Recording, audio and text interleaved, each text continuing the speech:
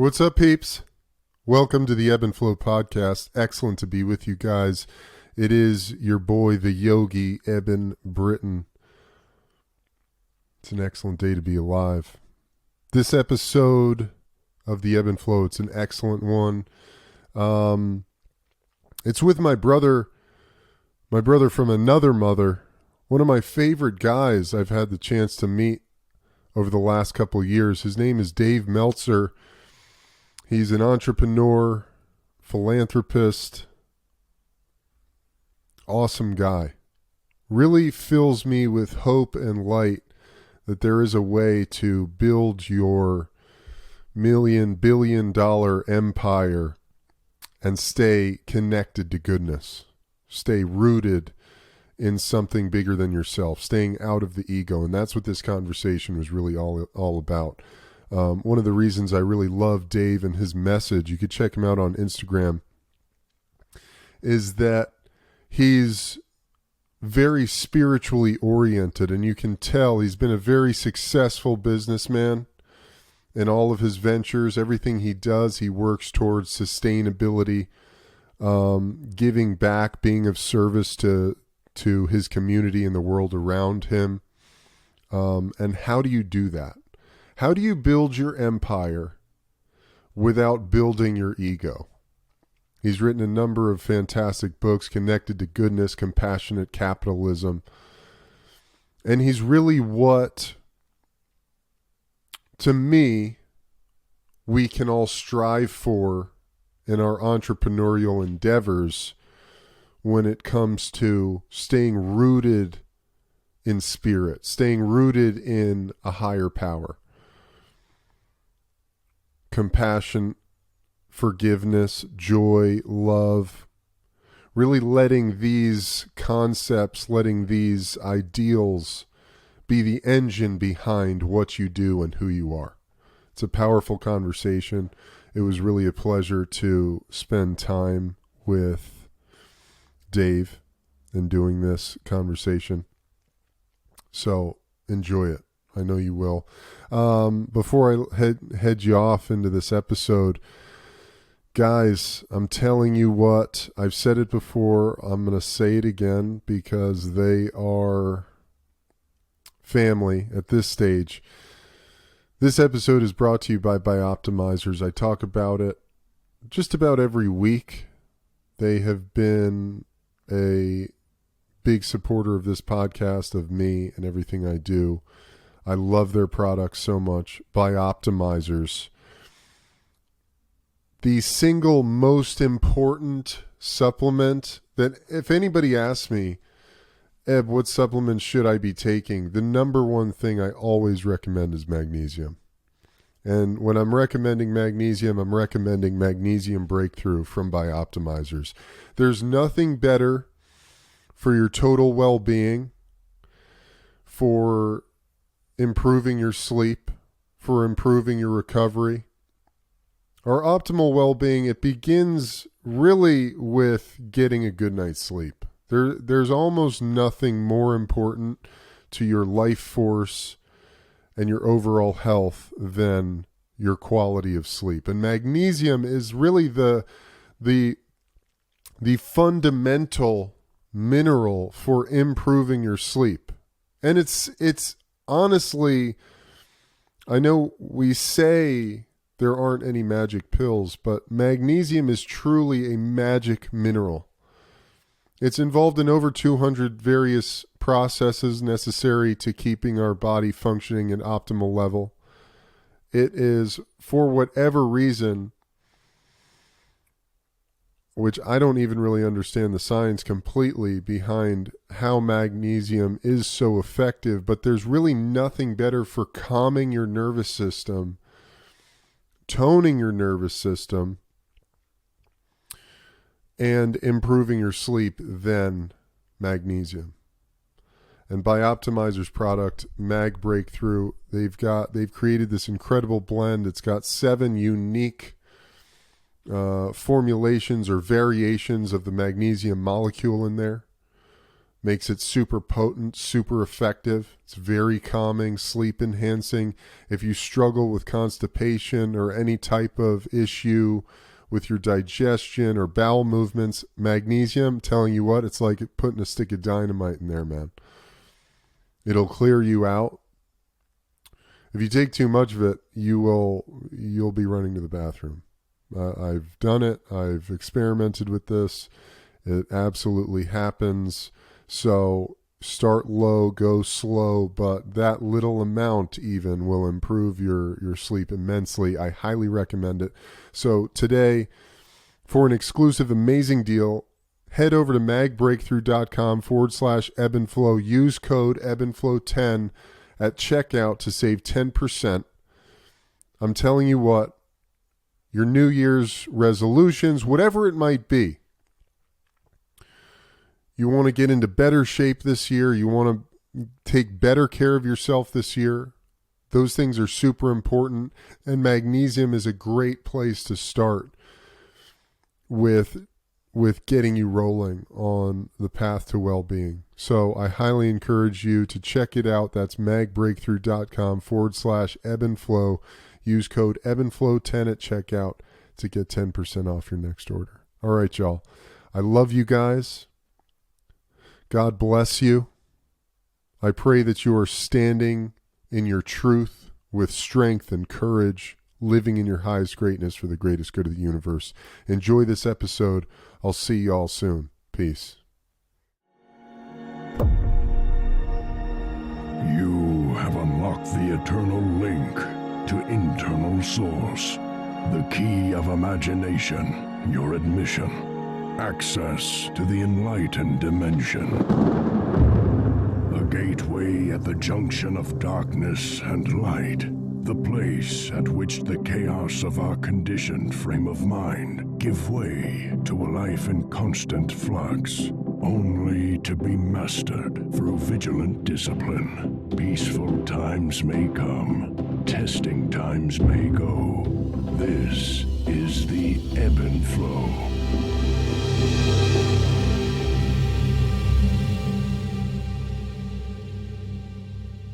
Dave Meltzer, welcome to the Ebb and Flow. It's great to have you, my brother. Oh man, it's great to be in the ebb and the flow. Cannot ask for a better place to be. This is home to me. It's at peace in the flow. So thanks for having me. Absolutely, man. Thank you. It's such an honor and a privilege to have you here to spit your knowledge and your wisdom. So, something that I love about you is that you take a super mindful approach to business and everything you do and everything that you involve yourself in. You're very mindful about it. There's even this spiritual aspect to it, which I really, in my own young life of building my own empire, it's very inspiring. And so I wanted to really dial this conversation into, on your way to becoming a millionaire, a billionaire, and building your empire, how do we keep our ego out of it? Nice. Yeah, this is a big lesson that I practice every day. So it stems from a few things. One, you have to utilize the law of gravity before you can deal with the ego, meaning you have to believe you're exactly where you're supposed to be at the right place at the perfect time.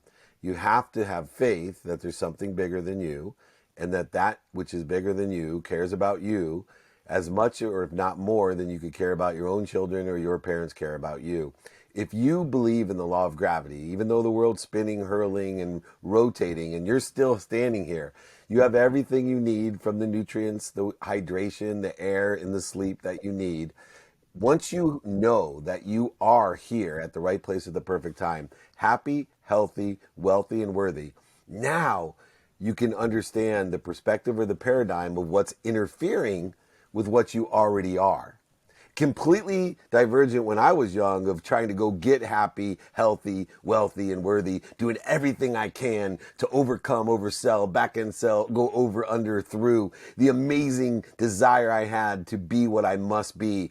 But yet I was wasting all that energy, because there's 4 steps to understand what's interfering with what we already are. Limitlessness, abundance. This is what we are. We're living in this amazing space that we limit ourselves, and we don't realize with faith how abundant the universe is with everything for everyone. And here's the 4 things we need to do. 1, identify the triggers of the ego. See, understanding that the ego takes the blood out of the brain, moves it to your body so you can fight, flee, fight, feed, or fornicate. Once we can identify what triggers that fear. See, what triggers it? Certain people, they're called family. They usually trigger that fear, and they put us into an ego-based consciousness. But also different needs. Like, I have a terrible need, that I have to be offended. It's a horrible thing, but I have a need to be offended. You know, I'm not like the sun. The sun gives it its heat and its energy and its light every day without asking anyone for thanks.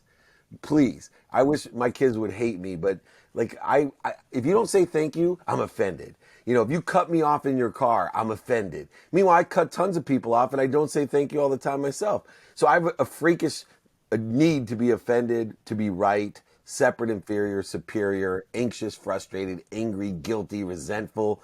But I've learned to identify them. So instead of, spending days, weeks, months, and years in these ego-based consciousness, creating more interference between me and what I already am, I instead just spend minutes and moments. I'm practicing the best that I can to spend as little time as I can in ego-based consciousness by 1, identifying it, then 2, instead of resisting it, fighting it, going over, under, or through it, just stop.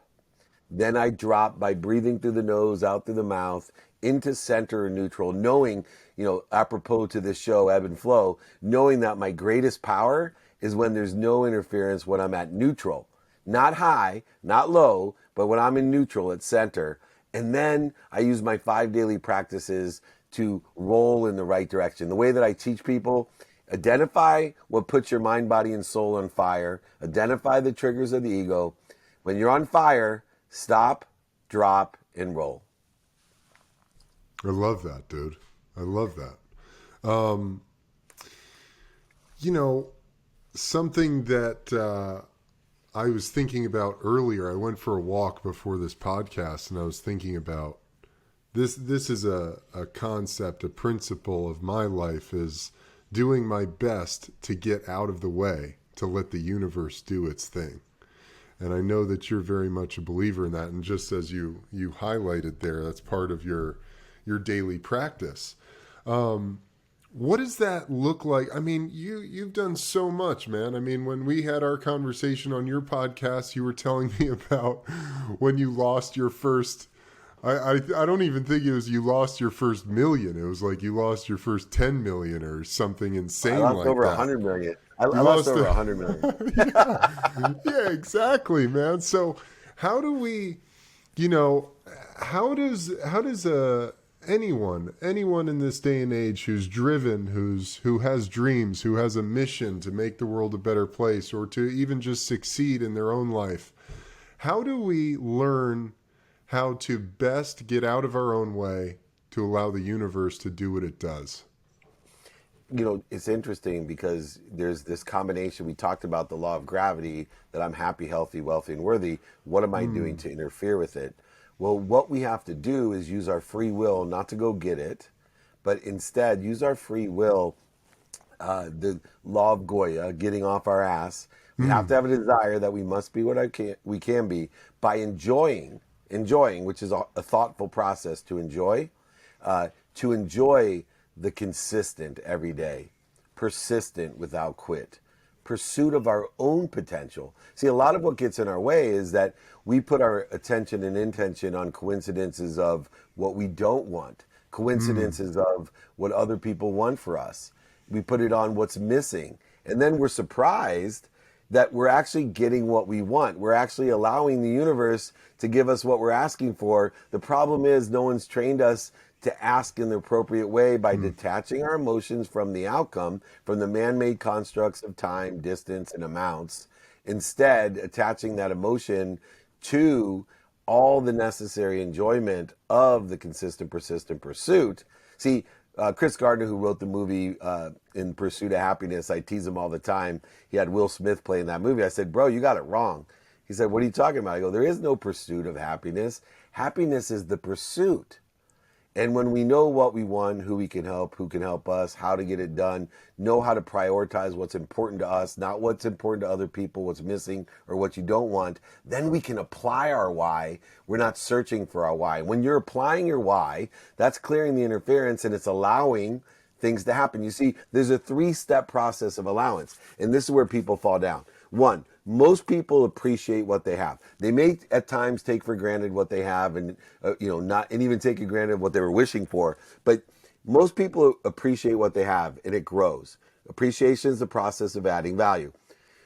Most people have the desire to acknowledge what they have by giving it away. The more we give, the more we receive. Some people do it like I did when I was young as a trader in negotiation, but most people will appreciate what they have, expand it, give it away to help other people, relatives and friends, to the nations, to the world.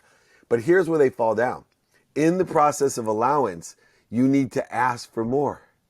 See, part of allowance is trusting the universe. Part of allowance is recognizing, remember, and reminding yourself what you're one with, the abundant limitlessness source. So what happens is, if they don't ask for more for the bigger vessel, then it slowly but surely shrinks down until, you have that unbelievable mom like I have, who raised 6 kids, 5 of them in the Ivy League, summa cum laude, that ends up with no money, no health, because she gave everything away and never asked for more herself, never asked to receive herself.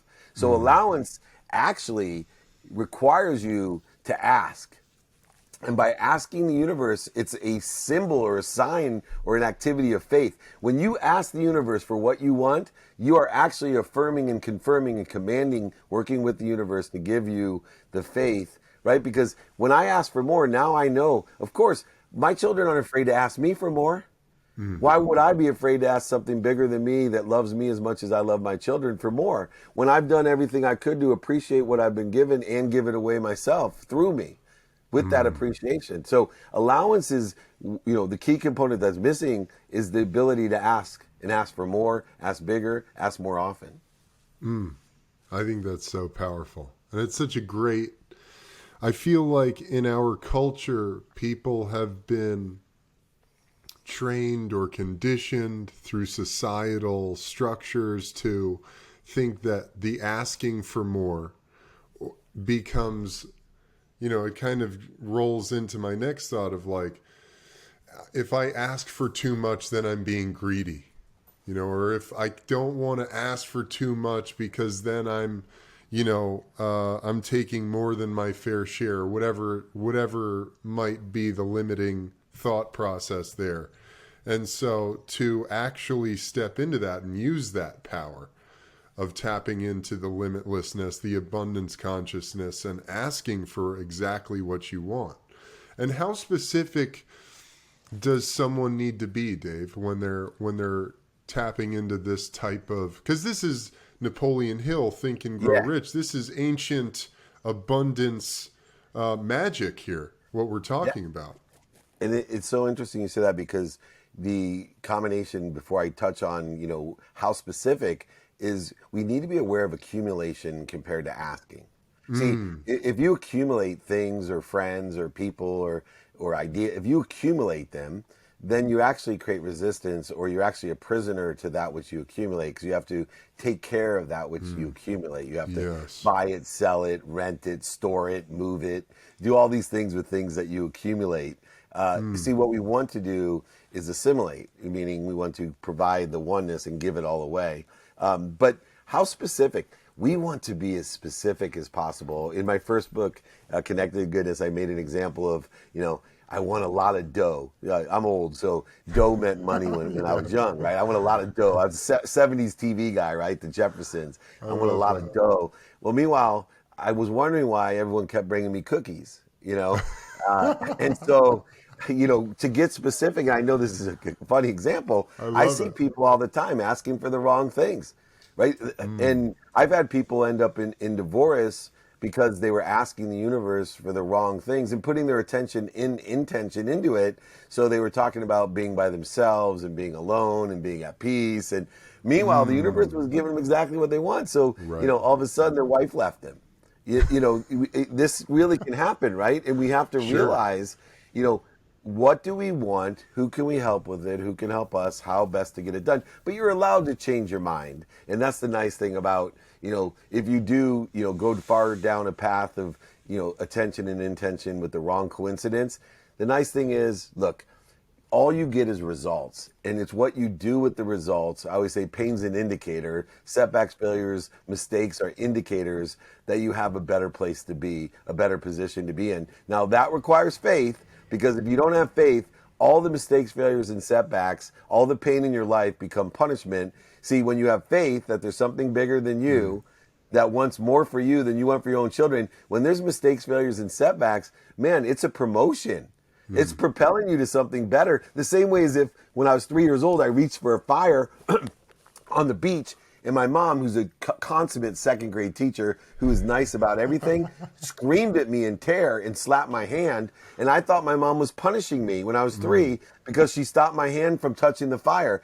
I use this imagery in my mind when I don't get a business deal that I wanted. I don't get it, on a TV show that I was voting for, whatever it is. I say to myself, oh, thank you, Mom, for protecting me, for propelling me, for promoting me. I know you're not punishing me. I love that, man. Something a big shift that's happened for me in the last year or so has been this true consciousness shift out of there are no problems, there are only opportunities. And looking at everything as, like you said, it's the learning experience. It's an opportunity that helped us grow and evolve and get to a place where we can receive the true greatness that the universe has in store for us. And I know that that's a big part of what you do and the way you look at the world.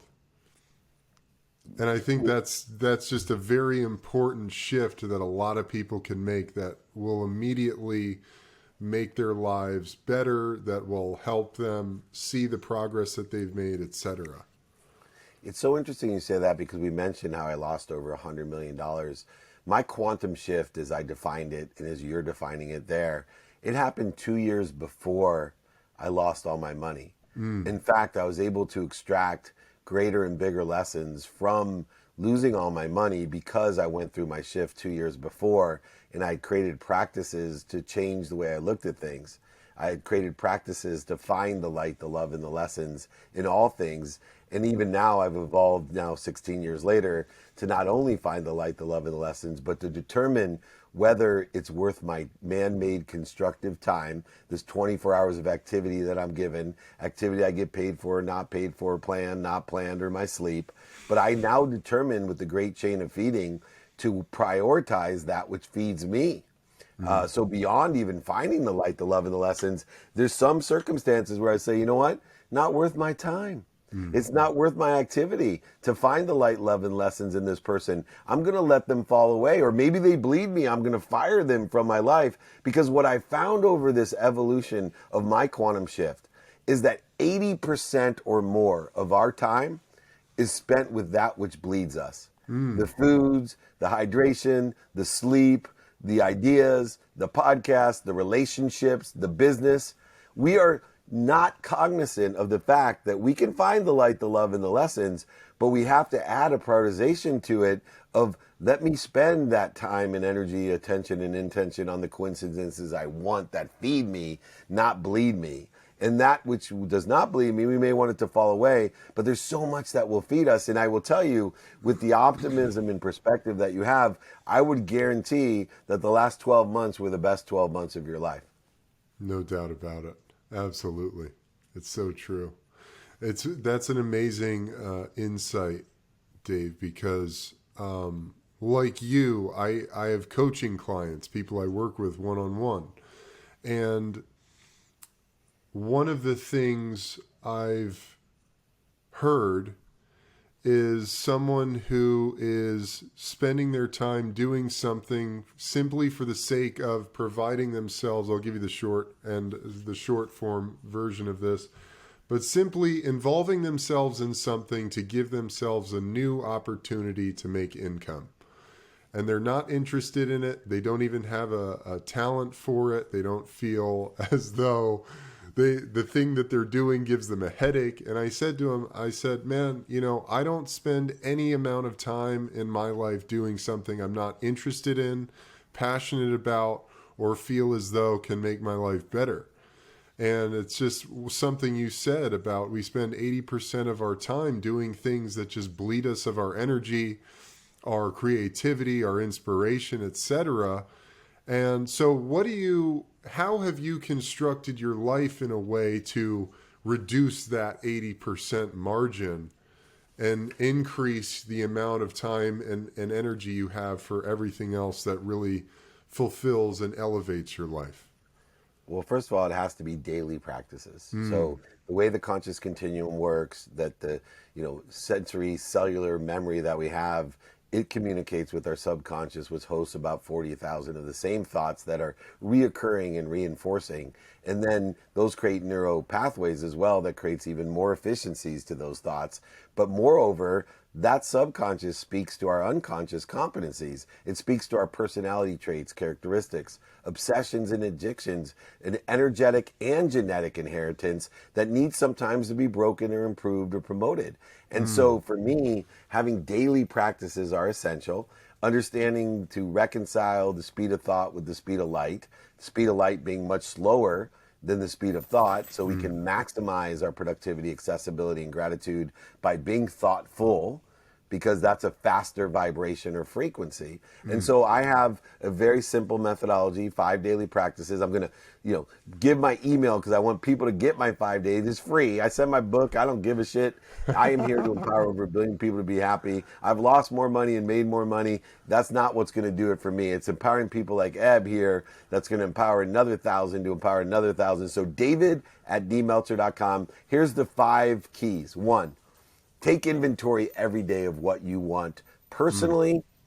What do you want personally, experientially, giving wise, productivity wise, and receiving wise?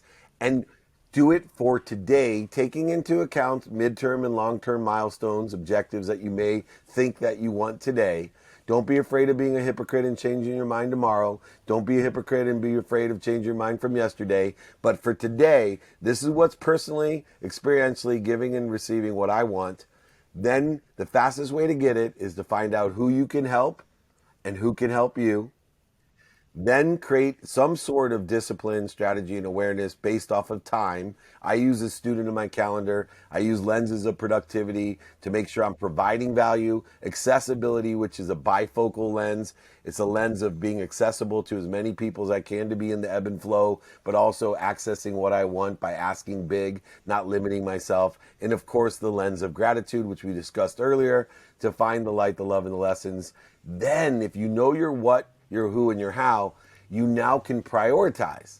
See, most people are either lazy or procrastinate because they literally haven't done these exercises, so they create resistance and they don't know what to do. They don't know what to eat. They don't know where to go. When you know your what, your who, and your how, you know what's important to you. You know that other people may want other things for you, but that's not important to you. You may know what's missing in your life, but that's not important. What you don't have, what you don't want. Instead, when you have clear, balance, and focused attention and intention on the coincidences, you can prioritize towards those coincidences very readily and accurately.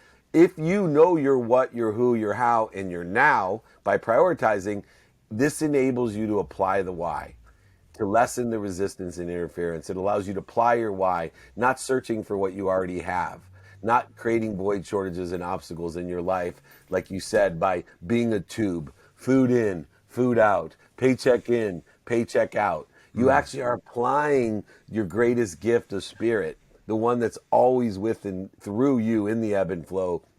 This is the key. These 5 daily practices will allow you to aggregate the positive behaviors. It'll get rid of less and less negative behaviors. It will allow you to expand, grow, and accelerate and exponentially compound the interest of what you want in your life and deter you from those that are interfering with what you already have. Dude, it's so amazing. It's excellent, Dave. I'll have all that in the show notes too for people to Thank tap you. into your mailing list and get all of that. So I know we're about out of time. I want to ask you one final question.